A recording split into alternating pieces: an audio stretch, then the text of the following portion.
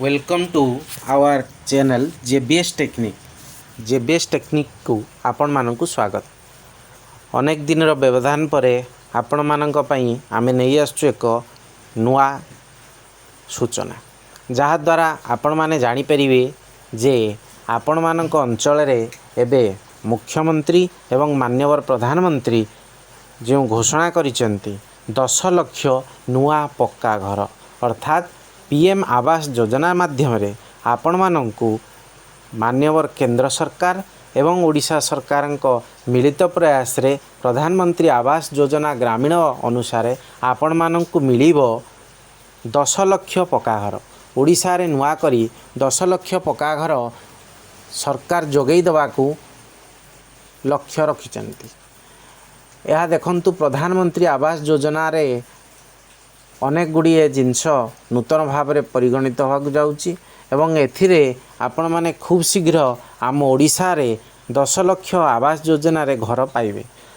ओडिशा सरकार यह मध्य कहिसेंती जे खूब 34 लाख हिताधिकारीक नाम केंद्र सरकार को से पठाइचंती। ताहा खूब शीघ्र मध्य अप्रूव होई आसिला परे समस्तंकु घर बंटा जिवो। आपण मानक पई यह थिला एक नुआ सूचना एवं यह जहाँ विश्वस्त सूत्र जना पड़ी जून 25 तारीख सुधा यार कार्यादेश को सरकार बंटन करिवे। आपण मानकु चलंतु आमे देखौचु किछि प्रधानमंत्री आवास योजना रे किछि नुआ घर जो घर गुड़ी को सरकार बनैचंती एवं सरकारंकर यही प्रोत्साहन राशि द्वारा आमर यही लोक माने ही बनैचंती। किंतु आमे माने भाबुचंती जे सरकार अल्प टंका दउचंती आमे बनई परिबा नाही।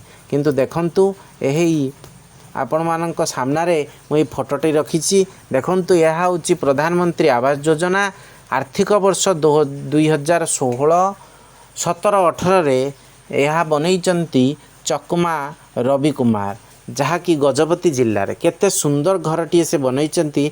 आपण मानक सम्मुख रे यह अवस्थापित करुचु एवं एहिपरि देखंतु विभिन्न प्रकार घर मान सब बनैचंती। यह मध्य आपण चाहिले देखि पारिबे। तेणु एहिभଳି दशपल्ला उदयगिरी कोटपड़ा राउरकेला कोणार्क विभिन्न अंचल देखंतु विभिन्न प्रकार घर बनैचंती। यही देखंतु गोटे घर बनाई यह संपूर्ण आदिवासी मानक नहीं तांको चित्रकला को प्रदर्शित करिकी प्रधानमंत्री आवास योजना रे सुषमा देहुरी को यह कार्यादेश बंटन करा जाउथिला एवं यह सुंदरगढ़ जिलार राउरकेला म्युनिसिपालिटी कॉर्पोरेशन अधीन रे जाउअछि। तेणु आपण मानक पई जानी खुशी हेबे जे खूब शीघ्र ओडिशा सरकार जून मास 25 तारीख सुधा कार्यादेश बंटन करने को जाउचंती। धन्यवाद। अधिक सूचना पाई आम चैनल जीमेल रे आपण माने कांटेक्ट करि परिबे। Thank you. जय जगन्नाथ।